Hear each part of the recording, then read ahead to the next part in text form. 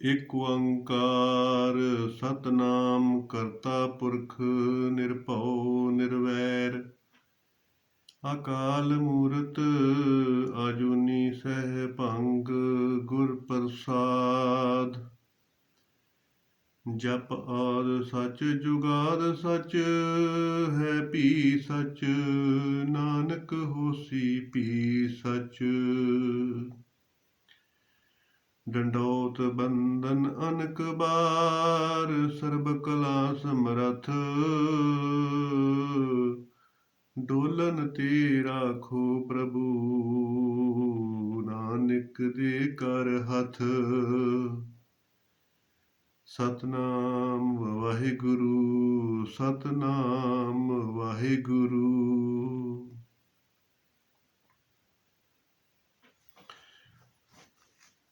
ਪਿਆਰੀ ਸਾਧ ਸੰਗਤ,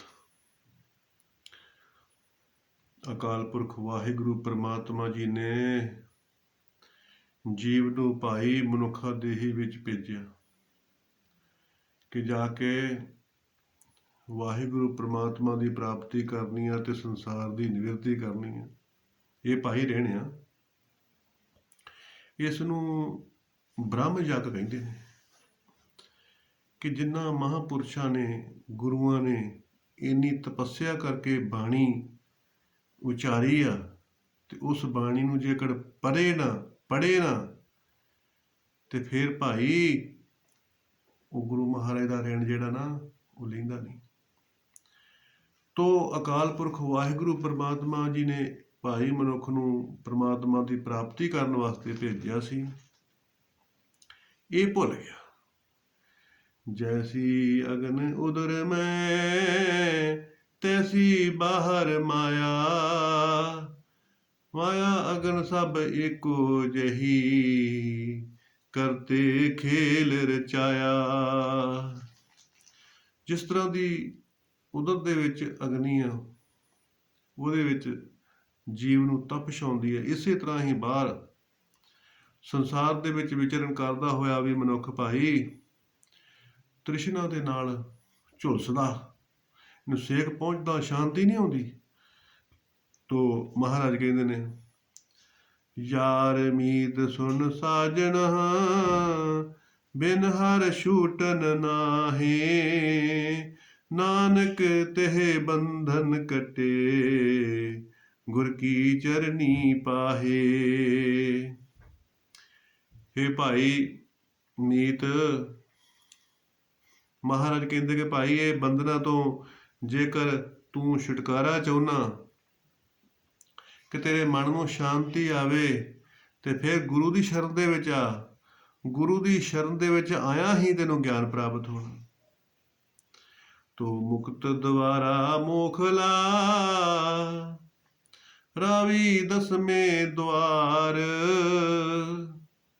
ਤੋ ਇਸੇ ਕਰਕੇ ਹੀ ਇਹ ਸਾਰਾ ਕੁਛ ਹੀ ਜੀਵ ਨੂੰ ਔਖਾ ਲੱਗਦਾ ਕਿ ਸੁੱਖ ਤੇ ਬਹੁਤ ਔਖਾ, ਮੁਕਤੀ ਬਹੁਤ ਔਖੀ ਹੈ, ਸਹਿਜ ਬਹੁਤ ਔਖੀ ਆ, ਦਸਵਾਂ ਦੁਆਰ ਬਹੁਤ ਔਖਾ, ਅਨਹਦ ਬਹੁਤ ਔਖਾ, ਪਰਮਾਤਮਾ ਦੀ ਪ੍ਰਾਪਤੀ ਬਹੁਤ ਔਖੀ ਹੈ। ਤੋ ਮਹਾਰਾਜ ਕਹਿੰਦੇ ਨੇ ਕਿ ਭਾਈ ਔਖੀ ਨਹੀਂ। ਅਬ ਤੋਂ ਜਾਏ ਚੜੇ ਸਿੰਘਾਸਨ ਮਿਲੇ ਹੈ ਸਾਰੰਗ ਪਾਣੀ, ਰਾਮ ਕਬੀਰਾ ਏਕ ਪਏ ਹੈ ਕੋਈ ਨਾ ਸਕੇ ਪਛਾਣੇ। ਬੂੰਦ ਜਦੋਂ ਸਮੁੰਦਰ ਦੇ ਵਿੱਚ ਚਲੇ ਜਾਂਦੀ ਹੈ ਤੇ ਫਿਰ ਉਹ ਸਮੁੰਦਰ ਦਾ ਰੂਪ ਹੋ ਜਾਂਦੀ ਆ। ਇਸ ਕਰਕੇ ਮਹਾਰਾਜ ਭਗਤ ਕਬੀਰ ਸਾਹਿਬ ਕਹਿੰਦੇ ਨੇ ਕਿ ਭਾਈ ਦੁਨੀਆ ਵਾਸਤੇ ਇਹ ਬਹੁਤ ਔਖਾ, ਪਰ ਮੇਰੇ ਵਾਸਤੇ ਮੁਕਤ ਦੁਆਰਾ ਮੋਖਲਾ। ਦੁਨੀਆ ਵਾਸਤੇ ਜਿਸ ਤਰ੍ਹਾਂ ਸਰੋਂ ਦੇ ਦਾਣੇ ਦੇ ਛੇਕ ਦੇ ਵਿੱਚ ਦੀ ਨਿਕਲਣਾ ਹੋਵੇ ਤੇ ਬਹੁਤ ਔਖਾ। ਇਸ ਕਰਕੇ ਮਹਾਰਾਜ ਕਹਿੰਦੇ ਨੇ ਕਿ ਮੇਰੇ ਵਾਸਤੇ ਤੇ ਭਾਈ ਮੁਕਤ ਦੁਆਰਾ ਮੋਖਲਾ, ਕਿ ਸੁੱਖ ਦਾ, ਮੁਕਤੀ ਦਾ ਜਿਹੜਾ ਦਰਵਾਜ਼ਾ ਉਹ ਮੇਰੇ ਵਾਸਤੇ ਬਹੁਤ ਖੁੱਲ੍ਹਾ। ਕਿਉਂ ਖੁੱਲ੍ਹਾ? ਕਿਉਂਕਿ ਦੇਖੋ ਭਾਈ ਗਿਆਨ ਕੀ ਆਈ ਆਂਦੀ, ਭਰਮ ਕੀ ਭਟਾਣੀ ਰਹੇ ਨਾ ਮਾਇਆ ਬਾਧੀ। ਥੋੜ੍ਹੀ ਜਿਹੀ ਹਵਾ ਵਗੇ ਤੇ ਕੁਝ ਨਹੀਂ ਵਿਗਾੜਦੀ, ਪਰ ਜੇਕਰ ਆਂਧੀ ਆ ਜਾਵੇ, ਤੂਫਾਨ ਆ ਜਾਵੇ ਤੇ ਫਿਰ ਭਾਈ ਸਾਰਾ ਕੁਝ ਸਤਿਆਨਾਸ਼ ਕਰ ਦਿੰਦੇ ਨੇ, ਸਭ ਢਾਰੇ ਢਹਿ ਜਾਂਦੇ ਨੇ। ਇਸੇ ਤਰ੍ਹਾਂ ਹੀ ਜਿਹੜਾ ਗਿਆਨ ਗ੍ਰੰਥਾਂ ਦੇ ਵਿੱਚੋਂ ਪੜ੍ਹ ਲੈਣਾ, ਉਹਦੇ ਨਾਲ ਭਾਈ ਮੁਕਤੀ ਨਹੀਂ ਮਿਲਦੀ। ਜਦੋਂ ਅੰਦਰੋਂ ਗਿਆਨ ਹੁੰਦਾ ਹੈ ਨਾ, ਸਤਚਿਤ ਆਨੰਦ ਸਰੂਪ ਪਰਮਾਤਮਾ ਦਾ, ਬ੍ਰਹਮ ਦਾ, ਅਕਾਲ ਪੁਰਖ ਵਾਹਿਗੁਰੂ ਦਾ, ਜਦੋਂ ਉਹ ਗਿਆਨ ਹੁੰਦਾ ਹੈ ਤੇ ਫਿਰ ਉਸ ਗਿਆਨ, ਜਦੋਂ ਉਸ ਬ੍ਰਹਮ ਦੀ ਪਛਾਣ ਹੁੰਦੀ ਹੈ, ਬ੍ਰਹਮ ਦਾ ਸਾਖਸ਼ਾਤਕਾਰ ਹੁੰਦਾ ਹੈ, ਤੇ ਉਦੋਂ ਫਿਰ ਜਿਹੜਾ ਗਿਆਨ ਆਉਂਦਾ ਹਨੇਰੀ ਵਾਂਗੂ, ਉਹ ਸਾਰੇ ਸ਼ੰਕੇ ਨਿਵਰਤ ਕਰ ਦਿੰਦਾ। ਇਹ ਸ਼ੰਕੇ ਹੀ ਆ ਸਾਰੇ, ਕਿਉਂਕਿ ਸੰਸ਼ੇ ਜਿਉ ਮਲੀਨ ਹੈ ਕਿ ਸੰਜਮਤ ਹੋਤਾ ਜਾਏ, ਇਹ ਸਾਰੇ ਸੰਸ਼ੇ ਹੀ ਹੈ। ਜੀਵ ਨੂੰ ਲੱਗਦਾ ਕਿ ਇਹ ਜਿਹੜਾ ਦੁੱਖ ਮਿਲਦਾ ਇਹ ਕਿਸੇ ਦੇ ਦੋਸ਼ ਤੋਂ ਮਿਲਦਾ, ਕਿਸੇ ਦੇ ਕਾਰਨ ਤੋਂ ਮਿਲਦਾ, ਕਿਸੇ ਨੇ ਮੈਨੂੰ ਦੁਖੀ ਕਰ ਦਿੱਤਾ, ਕਿਸੇ ਨੇ ਮੈਨੂੰ ਘਾਟਾ ਪਾ ਦਿੱਤਾ। ਤਾਂ ਮਹਾਰਾਜ ਕਹਿੰਦੇ ਨੇ ਇਹ ਤੈਨੂੰ ਕਿਸੇ ਨੇ ਘਾਟਾ ਨਹੀਂ ਪਾਇਆ, ਤੂੰ ਆਪਣੇ ਗਿਆਨ ਨੂੰ ਪਛਾਣ ਤੇ ਗਿਆਨ ਦੇ ਨਾਲ ਇਸ ਨੂੰ ਨਿਵਰਤ ਕਰ ਦੇ ਕਿ ਜੋ ਅਕਾਲ ਪੁਰਖ ਵਾਹਿਗੁਰੂ ਪਰਮਾਤਮਾ ਜੀ ਵੱਲੋਂ ਹੋ ਰਿਹਾ, ਉਹਦੇ ਵੱਲੋਂ ਹੀ ਸਭ ਕੁਝ ਹੋ ਰਿਹਾ। ਤੋਂ ਫਿਰ ਮਹਾਰਾਜ ਕਹਿੰਦੇ ਨੇ ਕਿ ਧੀਰਜ ਆ ਜਾਂਦਾ। ਬ੍ਰਹਮ ਗਿਆਨੀ ਕੇ ਧੀਰਜ ਏਕ, ਜੋ ਬਸੋਦਾ ਕੋ ਖੋਦੇ ਕੂ ਚੰਦਨ ਲੇਪ। ਤੋਂ ਫਿਰ ਜਦੋਂ ਬ੍ਰਹਮ ਗਿਆਨ ਹੋ ਜਾਂਦਾ ਨਾ, ਤੇ ਫਿਰ ਉਹਨੂੰ ਵੱਡਾ ਧੀਰਜ ਆ ਜਾਂਦਾ।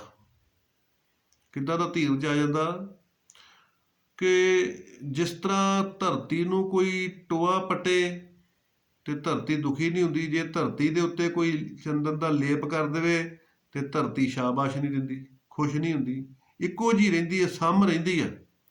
ਕਿਉਂ? ਕਿਉਂਕਿ ਇਹਦੇ ਵਿੱਚ ਧੀਰਜ ਹੈ। ਤੋ ਇਸੇ ਕਰਕੇ ਧਰਤੀ ਨੂੰ ਕਹਿੰਦੇ ਨੇ, ਧਰਤੀ ਦਾ ਅਰਥ ਵੀ ਇਹ ਹੁੰਦਾ ਧੈਰਿਆਤੀ, ਜਿਹਦੇ ਵਿੱਚ ਬਹੁਤ ਧੈਰਿਆ ਤੋਂ ਹੀ ਧਰਤੀ ਆ। ਤੋ ਧਰਤੀ ਦੇ ਵਿੱਚ ਧੈਰਿਆ ਹੁੰਦਾ, ਧੀਰਜ ਹੁੰਦਾ। ਇਸ ਕਰਕੇ ਧਰਤੀ ਨੂੰ ਭਾਈ ਦੁੱਖ ਨਹੀਂ ਵਿਆਪਦਾ, ਦੁੱਖ ਸੁੱਖ ਨਹੀਂ ਵਿਆਪਦਾ। ਇਸੇ ਤਰ੍ਹਾਂ ਹੀ ਮਹਾਰਾਜ ਕਹਿੰਦੇ ਆ ਕਿ ਭਾਈ ਜੀਵ ਤੂੰ ਇਸੇ ਤਰ੍ਹਾਂ ਹੀ ਪਰਮੇਸ਼ਰ ਪਰਮਾਤਮਾ ਨੂੰ ਜਦੋਂ ਪ੍ਰਾਪਤ ਕਰ ਲਵੇਂਗਾ ਨਾ, ਤਾਂ ਫਿਰ ਤੈਨੂੰ ਵੀ ਕੋਈ ਦੁੱਖ ਸੁੱਖ ਨਹੀਂ ਵਿਆਪੇਗਾ। ਤੂੰ ਵੀ ਗਿਆਨ ਅੰਜਨ ਗੁਰ ਦੀਆ, ਅਗਿਆਨ ਅੰਧੇਰ ਬਿਨਾਸ਼, ਹਰ ਕਿਰਪਾ ਤੇ ਸੰਤ ਭੇਟਿਆ, ਨਾਨਕ ਮਨ ਪਰਗਾਸ। ਜਦੋਂ ਗੁਰੂ ਦੀ ਸੇਵਾ ਕਰੇਗਾ ਤੇ ਭਾਈ ਤੇਰੇ ਨੇਤਰਾਂ ਦੇ ਵਿੱਚ ਵੀ ਬ੍ਰਹਮ ਗਿਆਨ ਆ ਜਾਏਗਾ, ਤੇ ਫਿਰ ਸਾਰੇ ਬੰਧਨ ਤੇਰੇ ਟੁੱਟ ਜਾਣਗੇ, ਨਿਵਰਤ ਹੋ ਜਾਣਗੇ, ਤੋ ਤੇਰੇ ਅੰਦਰ ਚੇਤਨਾ ਜਾਗ ਪਵੇਗੀ। ਤੋ ਮਹਾਰਾਜ ਕਹਿੰਦੇ ਦਿੱਤੇ ਗਿਆਨ ਨਾ ਹੋਵੇ, ਕਿ ਗਿਆਨ ਤੋਂ ਬਗੈਰ ਮੁਕਤੀ ਨਹੀਂ, ਚੇਤਨਾ ਤੋਂ ਬਗੈਰ ਮੁਕਤੀ ਨਹੀਂ। ਤੇ ਇਸੇ ਕਰਕੇ ਮਹਾਰਾਜ ਕਹਿੰਦੇ ਨੇ ਕਿ ਭਾਈ ਇਹ ਜੀਵ ਗਿਆਨ ਤੋਂ ਬਗੈਰ ਤੂੰ ਜਾੜਿਆ। ਤੋ ਇੱਕ ਦੇਖੋ, ਇੱਕ ਦਰਖਤ ਹੁੰਦਾ, ਰੁੱਖ, ਤੇ ਰੁੱਖ ਦਾ ਜਿਹੜਾ ਹਿੱਸਾ ਧਰਤੀ ਦੇ ਵਿੱਚ ਹੁੰਦਾ ਥੱਲੇ, ਉਹਨੂੰ ਜੜ੍ਹਾਂ ਕਹਿੰਦੇ ਆ। ਉਹ ਰੁਕ ਜਾਂਦਾ ਹਿੱਸਾ ਧਰਤੀ ਦੇ ਵਿੱਚ ਹੋਣ ਕਰਕੇ ਦਰਖਤ ਦਾ ਉਹ ਹਿੱਸਾ ਰੁਕ ਜਾਂਦਾ। ਤੇ ਜਿਹੜਾ ਦਰਖਤ ਧਰਤੀ ਤੋਂ ਉੱਤੇ ਆ ਗਿਆ, ਉਹਨੇ ਰੁੱਖ ਬਣਨਾ, ਹਰੇ ਪੱਤੇ ਆਉਣੇ ਆ, ਛਾਂ ਦੇਣੀ ਆ, ਫੁੱਲ ਆਉਣੇ ਆ, ਫਲ ਆਉਣਾ, ਸੁਗੰਧੀ ਆਉਣੀ ਆ, ਤੇ ਸਾਰਿਆਂ ਨੂੰ ਖੁਸ਼ ਕਰਨਾ। ਇਸੇ ਤਰ੍ਹਾਂ ਹੀ ਭਾਈ ਇਹ ਜਿਹੜਾ ਸਰੀਰ ਆ, ਇਹ ਦਰਖਤ ਦੀ ਨਿਆਈ ਆ। ਔਰ ਜਿਹੜੀ ਮਤੀ ਦੇ ਵਿੱਚ ਗਿਆਨ ਆ ਗਿਆ, ਚੇਤਨਾ ਆ ਗਈ, ਉਸ ਦਰਖਤ ਵਾਂਗੂ ਫੈਲੇਗਾ, ਖੁਸ਼ਬੂ ਦੇਵੇਗਾ, ਉਹਨੂੰ ਆਨੰਦ ਆਏਗਾ, ਸਹਿਜ ਆਏਗਾ, ਸ਼ਾਂਤੀ ਆਏਗੀ, ਇਕਾਗਰਤਾ ਆਏਗੀ, ਧੀਰਜ ਆਏਗਾ, ਵਹਿਮ ਰਹਿਤ ਹੋ ਜਾਏਗਾ, ਅਡੋਲ ਹੋ ਜਾਏਗਾ, ਉਹਨੂੰ ਆਨੰਦ ਸੁੱਖ ਸ਼ਾਂਤੀ ਆਏਗੀ। ਤੇ ਜਿਹੜੀ ਮਤੀ ਭਾਈ ਗਿਆਨ ਤੋਂ ਵਿਹੀਣੀ ਹੋ ਗਈ, ਉਹ ਮਤੀ ਜੜ ਹੋ ਜਾਏਗੀ। ਜਿੱਦਾਂ ਦਰਖਤ ਦਾ ਧਰਤੀ ਦੇ ਵਿਚਲਾ ਹਿੱਸਾ ਜਿਹੜਾ ਉਹ ਜੜ ਹੁੰਦਾ, ਇਸੇ ਤਰ੍ਹਾਂ ਹੀ ਮਹਾਰਾਜ ਕਹਿੰਦੇ ਆ ਕਿ ਗਿਆਨ ਹੋਣਾ ਬਹੁਤ ਜ਼ਰੂਰੀ ਆ। ਤੋ ਦੇਖੋ ਸਾਧ ਸੰਗਤ, ਇੱਕ ਵਾਰੀ ਇੱਕ ਘਰ ਨੂੰ ਅੱਗ ਲੱਗ ਗਈ, ਅੱਗ ਬਹੁਤ ਭਿਆਨਕ ਲੱਗੀ, ਤੇ ਅੱਗ ਲੱਗਦੇ ਸਾਰੀ ਜਾਨ ਸਾਰਿਆਂ ਨੂੰ ਪਿਆਰੀ ਹੁੰਦੀ ਆ, ਸਾਰੇ ਪਰਿਵਾਰ ਦੇ ਮੈਂਬਰ ਭੱਜ ਗਏ। ਪਰ ਦੋ ਭਰਾ ਜਿਹੜੇ ਸੀਗੇ ਉਹ ਉਸ ਘਰ ਦੇ ਵਿੱਚ ਤੜ ਗਏ। ਤੇ ਉਹ ਜਿਹੜਾ ਇੱਕ ਭਰਾ ਸੀਗਾ ਉਹ ਨੇਤਰਹੀਣ ਸੀਗਾ, ਤੇ ਜਿਹੜਾ ਦੂਸਰਾ ਭਰਾ ਸੀਗਾ ਉਹ ਚੱਲਣ ਪਿੱਲਣ ਤੋਂ ਨਕਾਰਾ ਸੀ, ਪਿੰਗਲਾ ਸੀ। ਹੁਣ ਉਹਨਾਂ ਨੇ ਦੇਖਿਆ ਕਿ ਅੱਗ ਬਹੁਤ ਭਿਆਨਕ ਹੋ ਗਈ ਆ ਭਾਈ, ਸਾਰਾ ਕੁਝ ਸੜ ਕੇ ਸਵਾਹ ਹੋ ਗਿਆ, ਹੁਣ ਬਚਾਅ ਨਹੀਂ ਹੋ ਸਕਦਾ ਕਿਉਂਕਿ ਅੱਗ 4 ਚੁਫੇਰੇ ਫੈਲ ਗਈ ਹੈ। ਤੇ ਉਹਨਾਂ ਨੇ ਫਿਰ ਆਵਾਜ਼ਾਂ ਦਿੱਤੀਆਂ, ਪਰ ਆਵਾਜ਼ਾਂ ਸੁਣਨ ਵਾਲਾ ਕੌਣ ਹੈ? ਸੁਣਨ ਵਾਲਾ ਮੁਸ਼ਕਿਲ ਜਾ ਕੋ ਅਤ ਬਣੇ, ਢੋਈ ਕੋਏ ਨਾ ਦੇ, ਲਾਗੋ ਹੋਏ ਸਭ ਦੁਸ਼ਮਣਾ, ਸਾਕ ਵੀ ਭੱਜ ਖੜੇ। ਸਾਰੇ ਸਾਕ ਭੱਜ ਗਏ, ਸਰਬੰਧੀ ਭੱਜ ਗਏ, ਸੰਗ ਸਖਾ ਸਭ ਤਜ ਗਏ, ਕੋਈ ਨਾ ਨਿਭਿਆ ਸਾਥ। ਭਾਈ ਸੰਗੀ ਸਾਥੀ ਸਾਰੇ ਭੱਜ ਗਏ। ਕਹੋ ਨਾਨਕ ਇਹ ਬਿਪਤ में ਟੇਕ ਏਕ ਰਘੁਨਾਥ। ਤੋ ਮਹਾਰਾਜ ਕਹਿਣ ਲੱਗੇ ਕਿ ਉਹਨਾਂ ਨੇ ਜਦੋਂ ਦੇਖਿਆ, ਸੰਸਾਰ ਸਮੁੰਦੇ ਤਾਰ ਗੋਬਿੰਦੇ, ਰਾਖ ਲੈ ਬਾਪ ਬੀਠਲਾ। ਤੋ ਉਹਨਾਂ ਨੇ ਆਵਾਜ਼ਾਂ ਦਿੱਤੀਆਂ ਪਰ ਕੋਈ ਨਾ ਆਇਆ, ਬਹੁਤ ਦੁਖੀ ਹੋਏ। ਅੱਗ 4 ਚੁਫੇਰੇ ਫੈਲ ਗਈ ਆ। ਇੱਕ ਭਰਾ ਨੇਤਰਹੀਣ ਆ, ਦੂਸਰਾ ਭਰਾ ਪਿੰਗਲਾ। ਨੇਤਰਹੀਣ ਜਿਹੜਾ ਹੈਗਾ ਉਹਨੂੰ ਦਿਸਦਾ ਕੁਝ ਨਹੀਂਗਾ, ਤੇ ਜਿਹੜਾ ਪਿੰਗਲਾ ਵਾ ਉਹ ਚੱਲ ਨਹੀਂ ਸਕਦਾ। ਇਸ ਕਰਕੇ ਦੋਨੇ ਭਰਾ ਕਹਿਣ ਲੱਗੇ ਕਿ ਹੁਣ ਆਪਾਂ ਸੜ ਕੇ ਮਰ ਜਾਣਾ, ਹੁਣ ਆਪਣਾ ਕੋਈ ਬਚਾਅ ਨਹੀਂ। ਫਿਰ ਉਹਨਾਂ ਨੇ ਜਦੋਂ ਸਾਰੇ ਆਸਰੇ ਛੱਡ ਦਿੱਤੇ, ਹੋਰ ਸੱਬੇ ਢਾਈਆਂ ਢੇਰੀਆਂ, ਇੱਕ ਤੱਕਿਆ ਆਸਰਾ ਤੇਰਾ, ਫਿਰ ਉਹਨਾਂ ਨੇ ਅਕਾਲ ਪੁਰਖ ਵਾਹਿਗੁਰੂ ਪ੍ਰਮਾਤਮਾ ਦੇ ਚਰਨਾਂ 'ਚ ਬੇਨਤੀ ਕੀਤੀ। ਤੇ ਉਹਨਾਂ ਦੀ ਬੇਨਤੀ ਪ੍ਰਵਾਨ ਹੋਈ। ਭਾਈ ਜਦੋਂ ਨਿਆਸਰੇ ਹੋ ਕੇ ਬੇਨਤੀ ਕਰੀਏ ਉਦੋਂ ਹੀ ਆਸਰਾ ਮਿਲਦਾ। ਤੋ ਮਹਾਰਾਜ ਨੇ ਉਹਨਾਂ ਨੂੰ ਗਿਆਨ ਦਿੱਤਾ।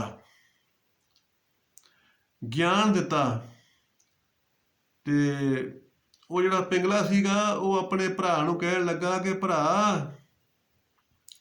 ਤੂੰ ਮੈਨੂੰ ਇਸ ਤਰ੍ਹਾਂ ਕਰ, ਆਪਣੇ ਮੋਢਿਆਂ ਤੇ ਬਿਠਾ ਲਾ, ਤੇ ਮੈਂ ਤੈਨੂੰ ਰਸਤਾ ਦੱਸੂਗਾ ਤੇ ਤੂੰ ਮੈਨੂੰ ਲੈ ਕੇ ਬਾਹਰ ਨਿਕਲ ਜਾਵੇਂ, ਆਪਾਂ ਦੋਨੇ ਬਚ ਜਾਵਾਂਗੇ।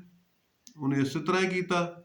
ਨੇਤਰਹੀਣ ਨੇ ਆਪਣੇ ਭਰਾ ਨੂੰ ਮੋਢਿਆਂ ਤੇ ਬਿਠਾ ਲਿਆ, ਤੇ ਮੋਢਿਆਂ ਤੇ ਬਿਠਾ ਕੇ ਤੇ ਉੱਤੇ ਬੈਠਾ ਜਿਹੜਾ ਸੀਗਾ ਉਹ ਅੱਖਾਂ ਦੇ ਨਾਲ ਦੇਖੀ ਗਿਆ, ਰਸਤਾ ਦੇਖੀ ਗਿਆ। ਤੇ ਇਸ ਤਰ੍ਹਾਂ ਕਰਦਿਆਂ ਉਹ ਘਰ ਤੋਂ ਬਾਹਰ ਆ ਗਏ, ਮਰਨ ਤੋਂ ਬਚ ਗਏ। ਤੋ ਮਹਾਰਾਜ ਕਹਿੰਦੇ ਕਿ ਭਾਈ ਇਸੇ ਤਰ੍ਹਾਂ ਹੀ ਉਹ ਕਿਵੇਂ ਬਚ ਗਏ, ਕਿਉਂਕਿ ਨੇਤਰਹੀਣ ਨੇ ਭਾਈ ਉਹ ਜਿਹਦੇ ਨੇਤਰਹੀਣ ਉਹਨੂੰ ਆਪਣੇ ਮੋਢਿਆਂ ਤੇ ਬਿਠਾ ਲਿਆ। ਤੋ ਮਹਾਰਾਜ ਇਹੀ ਦ੍ਰਿਸ਼ਟਾਂਤ ਦਿੰਦੇ ਆ ਕਿ ਭਾਈ ਇਹੋ ਹੀ ਤੇ ਜੀਵ ਦੇ ਨਾਲ ਹੋ ਰਿਹਾ। ਜਿਹੜਾ ਜਵਾਨ ਆ ਉਹ ਭਾਈ ਉਹਦੇ ਕੋਲ ਗਿਆਨ ਹੈ ਨਹੀਂ, ਔਰ ਜਿਹੜਾ ਵਡੇਪਾ ਵਾ, ਬਜ਼ੁਰਗ ਆ, ਉਹ ਚੱਲ ਫਿਰ ਨਹੀਂ ਸਕਦਾ। ਨੌਜਵਾਨੀ ਜਿਹੜੀ ਹੁੰਦੀ ਆ ਉਹ ਅੰਨੀ ਹੁੰਦੀ ਆ, ਉਹ ਕਰਮ ਕਰ ਸਕਦੀ ਆ, ਭੱਜ ਨੱਠ ਕਰ ਸਕਦੀ ਆ, ਸਭ ਕੁਝ ਕਰ ਸਕਦੀ ਆ, ਪਰ ਉਹਦੇ ਕੋਲ ਗਿਆਨ ਨਹੀਂ ਹੁੰਦਾ, ਦਿਸ਼ਾ ਦੇਣ ਵਾਲਾ ਕੋਈ ਨਹੀਂ ਹੁੰਦਾ। ਤੇ ਜਿਹੜਾ ਬਜ਼ੁਰਗ ਹੁੰਦਾ ਉਹਦੇ ਕੋਲ ਤਜਰਬਾ ਬਹੁਤ ਹੁੰਦਾ, ਲੇਕਿਨ ਉਹ ਕਰਮ ਨਹੀਂ ਕਰ ਸਕਦਾ। ਇਸ ਕਰਕੇ ਮਹਾਰਾਜ ਕਹਿੰਦੇ ਕਿ ਭਾਈ ਹੇ ਜੀਵ, ਜੇ ਤੂੰ ਬਚਣਾ ਨਾ ਤੇ ਤੂੰ ਉਸ ਬਜ਼ੁਰਗੀ ਗਿਆਨ ਨੂੰ ਆਪਣੇ ਸੀਸ ਉੱਤੇ ਧਾਰਨ ਕਰ ਲੈ, ਤੇ ਫਿਰ ਤੂੰ ਸੰਸਾਰ ਸਾਗਰ ਤੋਂ ਪਾਰ ਹੋ ਜਾਏਗਾ। ਕਿਉਂਕਿ ਇਹ ਸੰਸਾਰ ਜਗਤ ਜਲੰਦੇ ਰੱਖ ਲੈ ਆਪਣੀ ਕਿਰਪਾ ਧਾਰ, ਇਹ ਜਗਤ ਵੀ ਜਲਣ ਦਿਆ। ਬਾਬਾ ਦੇਖੇ ਧਿਆਨ ਧਰ, ਜਲਤੀ ਸਭ ਪ੍ਰਿਥਵੀ ਦਿਸ ਆਈ। ਬਾਜ ਗੁਰੂ ਗੁਬਾਰ ਹੈ ਕਰਦੀ ਸੁਣੀ ਲੁਕਾਈ। ਬਾਬੇ ਭੇਖ ਬਣਾਇਆ ਉਦਾਸੀ ਕੀ ਰੀਤ ਚਲਾਈ। ਚੜਿਆ ਸੋਧਣ ਧਰਤ ਲਕਾਈ। ਤੋ ਇਹ ਸੰਸਾਰ ਵੀ ਜਲਦਾ। ਇਸੇ ਕਰਕੇ ਹੀ ਮਹਾਰਾਜ ਕਹਿੰਦੇ ਕਿ ਭਾਈ ਜਿਹੜੀ ਬੁੱਧੀ ਉੱਤੇ ਗਿਆਨ ਆ ਗਿਆ, ਉਹ ਬੁੱਧੀ ਆਪ ਵੀ ਤਰ ਜਾਂਦੀ ਹੈ ਭਾਈ, ਹੋਰਨਾਂ ਨੂੰ ਵੀ ਤਾਰ ਦਿੰਦੀ ਹੈ। ਤੋ ਇਸੇ ਕਰਕੇ ਹੀ ਸੰਸਾਰ ਸਮੁੰਦੇ ਤਾਰ ਗੋਬਿੰਦੇ, ਰਾਖ ਲੈ ਬਾਪ ਬੀਠਲਾ। ਸੰਸਾਰ ਸਮੁੰਦਰ ਬਹੁਤ ਵਿਸ਼ਾਲ ਹੁੰਦਾ, ਉਹਨੂੰ ਤਰ ਕੇ ਪਾਰ ਨਹੀਂ ਕੀਤਾ ਜਾ ਸਕਦਾ। ਤੇ ਸਮੁੰਦਰ ਦੇ ਉੱਤੇ ਬਹੁਤ ਲਹਿਰਾਂ ਵਗਦੀਆਂ, ਝੱਗ ਹੁੰਦੀ ਆ, ਬੁੱਧਬੁੱਧੇ ਹੁੰਦੇ ਆ, ਉੱਤੇ ਉੱਤੇ ਦੇਖਣ ਨੂੰ ਬਹੁਤ ਹਿਲਚੁਲ ਹੁੰਦੀ ਹੈ। ਪਰ ਉਸ ਸਮੁੰਦਰ ਦੇ 20-25 ਫੁੱਟ ਥੱਲੇ ਬਹੁਤ ਗਹਿਰਾ ਸਮੁੰਦਰ ਹੁੰਦਾ, ਬਹੁਤ ਹੋਰ ਸੰਸਾਰ ਹੁੰਦਾ। ਤਰ੍ਹਾਂ ਤਰ੍ਹਾਂ ਦੀਆਂ ਮੱਛੀਆਂ, ਤਰ੍ਹਾਂ ਤਰ੍ਹਾਂ ਦੇ ਪੌਦੇ ਹੁੰਦੇ। ਇੱਕਦਮ ਪਾਣੀ ਇਕਾਗਰ ਹੁੰਦਾ। ਤੋ ਮਹਾਰਾਜ ਕਹਿੰਦੇ ਕਿ ਉਹ ਦੁਨੀਆ ਹੀ ਥੱਲੇ ਹੋਰ ਵਾ, ਉੱਤੇ ਦੁਨੀਆ ਹੋਰ ਹੈ ਸਮੁੰਦਰ ਦੇ, ਤੇ ਥੱਲੇ ਦੁਨੀਆ ਹੋਰ ਹੈ। ਇਸੇ ਤਰ੍ਹਾਂ ਹੀ ਇਹ ਜਿਹੜਾ ਸੰਸਾਰ ਆ, ਇਹਨੂੰ ਭਾਵ ਸਾਗਰ ਕਹਿੰਦੇ ਨੇ। ਇਹ ਭਾਵਨਾ ਦਾ ਸਾਗਰ ਆ। ਜੀਵ ਦੇ ਹਿਰਦੇ ਦੇ ਵਿੱਚ ਜਿਹੜੇ ਭਾਈ ਕਲਪੇ ਹੋਏ ਨੇ ਰਿਸ਼ਤੇਦਾਰ, ਕਲਪੇ ਹੋਏ ਨੇ ਆਪਣੇ ਦੁਸ਼ਮਣ ਮਿੱਤਰ, ਉਹਨਾਂ ਨੂੰ ਹੀ ਰਾਗ ਦਵੇਸ਼ ਦੇ ਵਿੱਚ ਇਹ ਉਲਝਦਾ ਰਹਿੰਦਾ। ਤੇ ਮਹਾਰਾਜ ਕਹਿੰਦੇ ਨੇ ਇਹੋ ਹੀ ਸੰਸਾਰ ਆ। ਇਸ ਕਰਕੇ ਇਹੋ ਹੀ ਤਰਨਾ ਹੁੰਦਾ ਕਿ ਆਪ ਸਹਿਤ ਸਗਲ ਹੀ ਤਿਆਗੇ ਤੋਂ ਆਪਨ ਬੇੜੀ ਆਏ। ਇਹ ਜਿਹੜੇ ਮਤੀ ਦੇ ਵਿੱਚ ਸੰਸਕਾਰ ਨੇ, ਮਤੀ ਦੇ ਵਿੱਚ ਸ਼ੰਕੇ ਨੇ ਕਿ ਉਹ ਮੇਰਾ, ਇਹ ਮੇਰਾ ਮਿੱਤਰ ਆ, ਮੇਰਾ ਦੁਸ਼ਮਣ ਆ। ਉਹ ਇਹੋ ਹੀ ਮਹਾਰਾਜ ਕਹਿੰਦੇ ਨੇ ਸੰਸਾਰ ਆ, ਇਹੋ ਹੀ ਭਾਵਨਾ ਵਾ। ਤੋ ਜਿੰਨਾ ਚਿਰ ਕਿਸੇ ਦੇ ਨਾਲ ਅਟੈਚਮੈਂਟ ਨਹੀਂ ਹੁੰਦੀ, ਕਿਸੇ ਦੇ ਨਾਲ ਮੋਹ ਨਹੀਂ ਹੁੰਦਾ, ਉਹਨਾਂ ਚਿਰ ਉਹਦਾ ਦੁੱਖ ਨਹੀਂ ਹੁੰਦਾ। ਹੁਣ ਸੜਕ ਦੇ ਉੱਤੇ ਚੱਲੋ, ਕਿਸੇ ਦਾ ਐਕਸੀਡੈਂਟ ਹੋਇਆ, ਲੰਮੇ ਪਿਆ, ਕੋਲ ਦੀ ਲੰਘ ਜਾਂਦੇ ਨੇ, ਕੋਈ ਦਰਦ ਨਹੀਂ ਹੁੰਦਾ। ਤੇ ਜੇ ਕੋਈ ਆਪਦਾ ਹੋਵੇ ਤੇ ਫਿਰ ਦਿਲ ਦੇ ਵਿੱਚ ਬਹੁਤ ਜ਼ਿਆਦਾ ਕਲੇਸ਼ ਆਉਂਦਾ, ਮੋਹ ਆਉਂਦਾ। ਤੋ ਇਸੇ ਕਰਕੇ ਮਹਾਰਾਜ ਕਹਿੰਦੇ ਕਿ ਤੇਰਾ ਕੋਈ ਵੀ ਨਹੀਂ ਹੈਗਾ, ਤੂੰ ਪਰਮਾਤਮਾ ਦਾ ਸਰੂਪ ਆ ਭਾਈ, ਤੇਰਾ ਕੋਈ ਨਹੀਂ ਸੰਸਾਰ ਦੇ ਵਿੱਚ ਹੈਗਾ। ਇਹੋ ਹੀ ਸੰਸਾਰ ਆ ਕਿ ਜਿਹੜਾ ਤੇਰੇ ਮਨ ਦੇ ਵਿੱਚ ਹੈ, ਉਹਨੂੰ ਸਾਰਿਆਂ ਨੂੰ ਛੱਡ ਦੇ। ਕਿ ਮਨ ਤੂੰ ਜੋਤ ਸਰੂਪ ਹੈ, ਆਪਣਾ ਮੂਲ ਪਛਾਣ। ਕਿ ਮੈਂ ਤੇ ਜੋਤ ਸਰੂਪ ਆ, ਮੈਂ ਪਰਮੇਸ਼ਰ ਪਰਮਾਤਮਾ ਜੀ ਦੇ ਨਾਲ ਵਿਛੜਿਆ ਭਾਈ। ਉਸ ਅਕਾਲ ਪੁਰਖ ਵਾਹਿਗੁਰੂ ਪਰਮਾਤਮਾ ਜੀ ਨੂੰ ਮਿਲ ਕੇ ਹੀ ਮੈਂ ਉਹਦਾ ਸਰੂਪ ਹੋਣਾ। ਇਸ ਕਰਕੇ ਮੈਂ ਸੰਸਾਰ ਦੇ ਵਿੱਚ ਆਇਆ। ਤੋ ਮਹਾਰਾਜ ਇਸੇ ਕਰਕੇ ਕਹਿੰਦੇ ਨੇ ਕਿ ਭਾਈ ਕਿ ਗਿਆਨ ਜਿਹੜਾ ਕੁੰਭੇ ਬੱਧਾ ਜਲ ਰਹੇ, ਜਲ ਬਿਨਾ ਕੁੰਭ ਨਾ ਹੋਏ। ਗਿਆਨ ਕਾ ਬੱਧਾ ਮਨ ਰਹੇ, ਗੁਰੂ ਬਿਨਾ ਗਿਆਨ ਨਾ ਹੋਏ। ਤੋ ਆਪਣੀ ਮਤੀ ਜਿਹੜੀ ਹੈ ਨਾ, ਇਹ ਮਾਇਆ ਦੇ ਜਦੋਂ ਚੱਕਰ ਦੇ ਵਿੱਚ ਹੁੰਦੀ ਆ ਤੇ ਇਸ ਬੁੱਧੀ ਦਾ ਹਰਨ ਹੋ ਜਾਂਦਾ। ਜਦੋਂ ਬੁੱਧੀ ਦਾ ਹਰਨ ਹੋ ਜਾਂਦਾ ਤੇ ਬੁੱਧੀ ਫਿਰ ਹੀਣ ਹੋ ਜਾਂਦੀ ਆ, ਜੜ ਹੋ ਜਾਂਦੀ ਆ। ਉਸੇ ਵੇਲੇ ਕਲੇਸ਼ ਆਉਂਦੇ ਨੇ, ਉਸੇ ਵੇਲੇ ਸ਼ੰਕੇ ਆਉਂਦੇ ਨੇ। ਤੇ ਜਦੋਂ ਪਰਮਾਤਮਾ ਦੀ ਸ਼ਰਨ ਦੇ ਵਿੱਚ ਸੇਵਾ ਕਰਦਾ, ਸਿਮਰਨ ਕਰਦਾ, ਪਰਉਪਕਾਰ ਕਰਦਾ, ਪੁੰਨ ਕਰਦਾ, ਤੇ ਫਿਰ ਉਸੇ ਬੁੱਧੀ ਦੇ ਵਿੱਚ ਗਿਆਨ ਆਉਂਦਾ, ਤੇ ਗਿਆਨ ਜਿਹੜਾ ਹੈਗਾ ਉਹ ਸਾਰੇ ਕਲੇਸ਼ਾਂ ਨੂੰ ਦੂਰ ਕਰ ਦਿੰਦਾ। ਤੋ ਇਸੇ ਕਰਕੇ ਇਹ ਭਾਈ ਮਨੁੱਖਾ ਦੇਹੀ ਮਿਲੀ ਆ ਕਿ ਸੰਸਾਰ ਦੇ ਵਿੱਚ ਗਿਆਨ ਪੂਰਵਕ ਖਾਣਾ, ਗਿਆਨ ਪੂਰਵਕ ਵਿਵਹਾਰ ਕਰਨਾ, ਗਿਆਨ ਪੂਰਵਕ ਪੁੰਨ ਕਰਨਾ, ਗਿਆਨ ਪੂਰਵਕ ਸੇਵਾ ਕਰਨੀ, ਗਿਆਨ ਪੂਰਵਕ ਸਿਮਰਨ ਕਰਨਾ। ਤੇ ਇਹ ਜਿਹੜੀ ਅਮੁੱਲਾ ਦੇਹੀ ਆ, ਇਸ ਅਮੁੱਲਾ ਦੇਹੀ ਨੂੰ ਭਾਈ ਸਫਲਾ ਕਰਨਾ। ਤੇ ਲੋਕ ਸੁਖੀਏ ਪਰਲੋਕ ਸੁਹੇਲੇ, ਨਾਨਕ ਹਰ ਪ੍ਰਭ ਆਪੇ ਮੇਲੇ। ਨਾਨਕ ਨਾਮ ਚੜ੍ਹਦੀ ਕਲਾ, ਤੇਰੇ ਭਾਣੇ ਸਰਬੱਤ ਦਾ ਭਲਾ। ਸਤਨਾਮ ਵਾਹਿਗੁਰੂ, ਸਤਨਾਮ ਵਾਹਿਗੁਰੂ।